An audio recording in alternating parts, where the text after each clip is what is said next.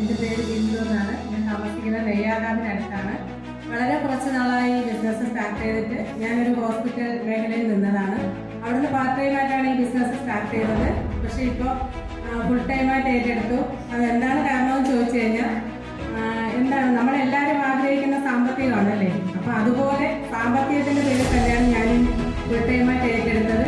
പക്ഷേ എന്നെ ഈ അവസരത്തിലോട്ട് കൊണ്ടുപോകുന്നത് എൻ്റെ ഗ്രേറ്റ് ലീഡറായ നീതു മേഡാണ്. ബാക്കിലിരിപ്പുണ്ട്.